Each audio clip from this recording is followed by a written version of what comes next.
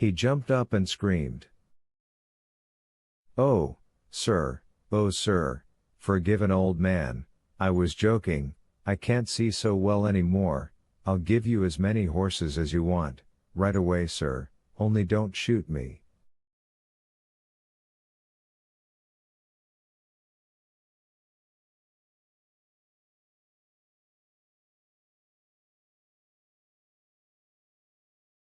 So we got our horses and sledge. Well, it was evening by the time we got to Postvolensk. The chaos there was indescribable. I counted 4 batteries just standing around still limbered up, no ammunition, apparently.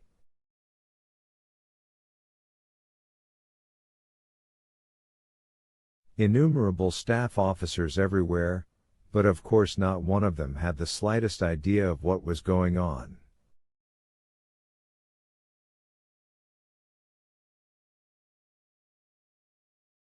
The worst of it was, we couldn't find anywhere to unload our 2 dead men.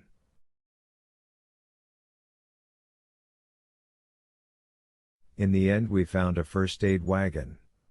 If you can believe it, they threw our corpses away by force, wouldn't take them.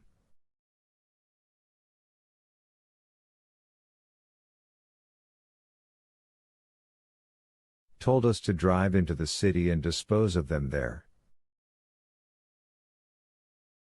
That made us really mad. Krasin wanted to shoot one of the staff officers, who said, "You're behaving like Petliura," and vanished. Finally at nightfall I found Shetkin's headquarters car, first class, of course, electric light.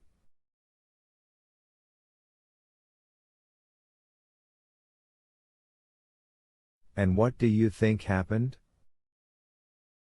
Some filthy little man, a sort of orderly, wouldn't let us in. Ha! He's asleep, he said, the colonel's given orders he's not to be disturbed.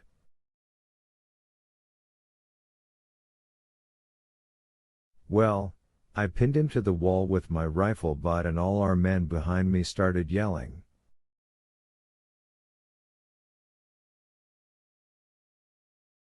This brought them tumbling out of the railroad car. Out crawled Shetkin and started trying to sweeten us.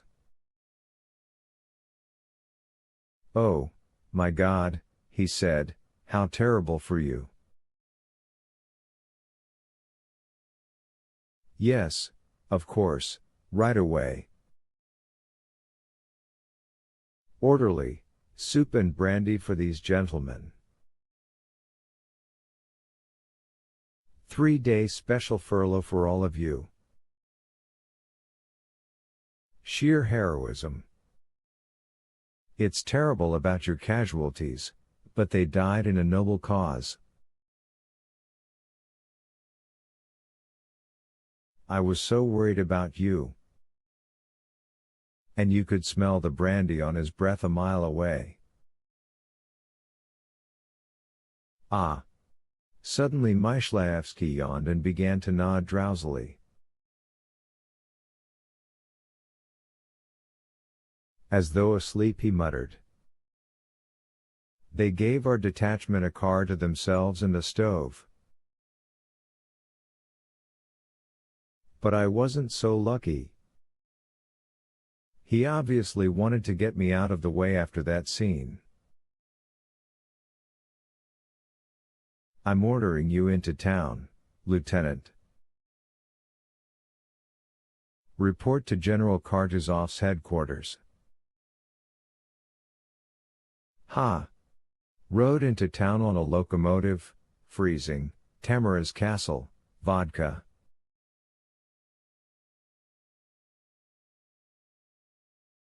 The cigarette dropped out of Myshlayevsky's mouth, he leaned back in the chair and immediately started snoring.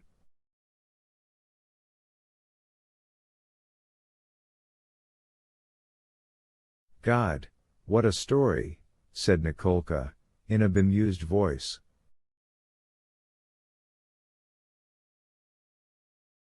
Where's Elena? Inquired the elder brother anxiously. Take him to get washed. He'll need a towel.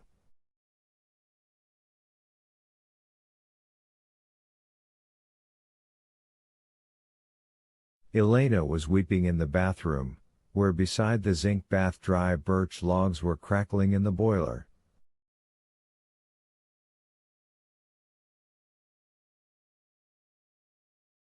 The wheezy little kitchen clock struck 11. She was convinced Tallberg was dead.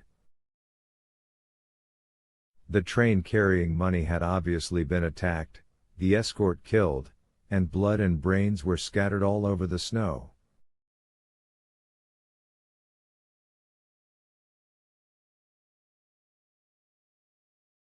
Elena sat in the half-darkness, the firelight gleaming through her rumpled halo of hair, tears pouring down her cheeks.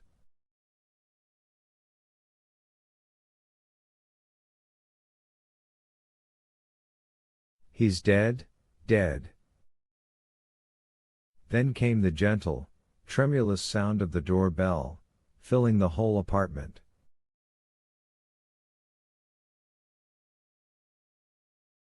Elena raced through the kitchen, through the dark library and into the brighter light of the dining room.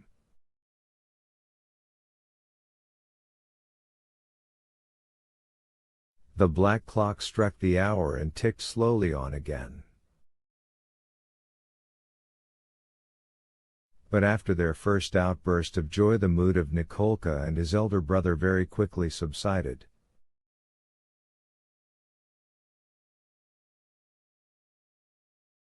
Their joy was in any case more for Elena's sake. The wedge-shaped badges of rank of the hetman's war ministry had a depressing effect on the turbaned brothers.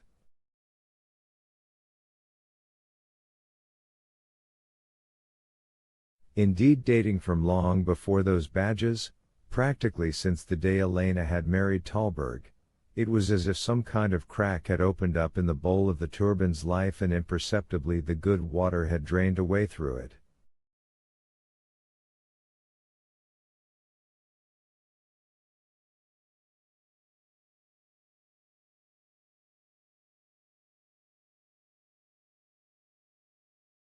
The vessel was dry.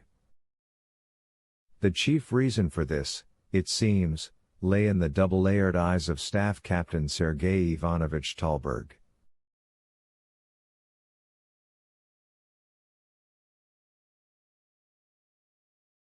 Be that as it may, the message in the uppermost layer of those eyes was now clearly detectable.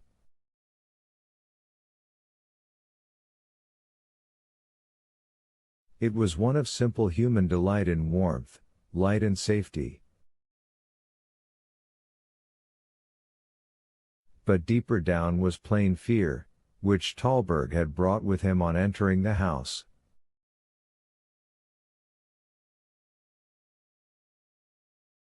As always, the deepest layer of all was, of course, hidden, although naturally nothing showed on Tallberg's face.